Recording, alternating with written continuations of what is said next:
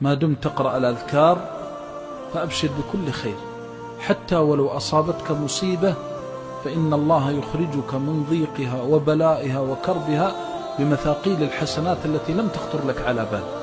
ما حافظ عبد على الأذكار إلا شرح الله صدره، والله الذي لا إله إلا هو لن تجد أحدا مكروبا ولا منكوبا ولا ضاقت عليه الدنيا بهمومه وهموم أهله وولده ولزم أذكار الصباح والمساء إلا جعل الله له من بين أطباق الدنيا فرجا ومخرجا. وإنك والله لتعجب من بعضهم أن عليه من الهموم في نفسه وماله وأهله وولده لا يفتر من قراءة سنة النبي صلى الله عليه وسلم واتباع هديه في الصباح والمساء، وإذا بك تجده أشرح الناس صدرا وأكملهم يقينا، فبخ كم له من الأجر والدرجات العلى عند الله عز وجل بهذا اليقين. حصن نفسك بأذكار الصباح، اقرأها، لكن اقرأها قراءة المتأمل. يا حي، الكل يموت إلا هو سبحانه، تقول يا حي فتتذكر صفة الحياة التي ثبت لله سبحانه وتعالى. يا حي يا قيوم قامت به السماوات والأرض وقام به كل شيء. يأتيك الظالم باغيا أشرا بطرا وتعلم أن قوة كلها بيد الله جل جلاله، تقول يا رب إني أستغيث بك وأستجيب، فإذا بهذه القوة كأنها لا شيء. ومن هنا كان من أذكار الصباح يا حي يا قيوم برحمتك أستغيث.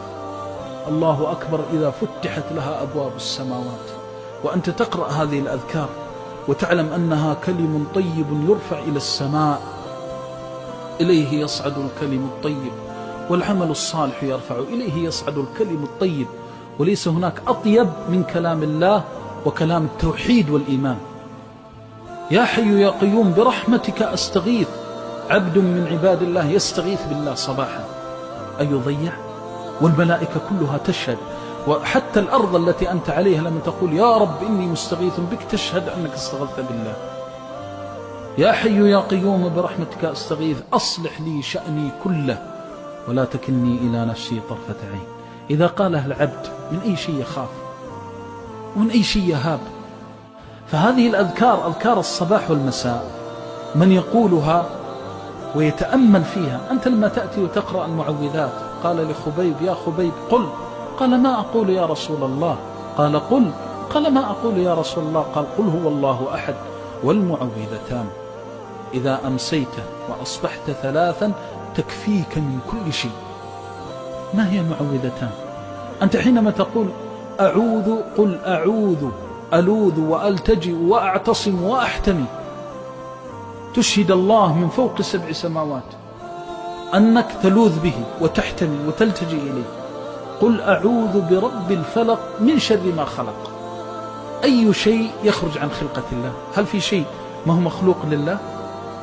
من شر ما خلق. أنت تقول اللهم إني أعوذ بك من شر كل شيء خلقته، فقد يأتي الشر من ولدك الذي هو من صلبك وأنت لا تعلم ولكن الله يعلم. أعوذ بكلمات الله التامة من شر ما خلق. من قالها 3 لم يضره شيء. إذا وثقت بربك فإن الله لا يخيبك. وإذا امتلأ القلب بالتوحيد بمعرفة الله سبحانه وتعالى، لو اجتمع من في السماوات ومن في الأرض على أن ينفعوك أو يضروك لم ينفعوك ولا يضروك إلا بشيء قد كتبه الله عليك.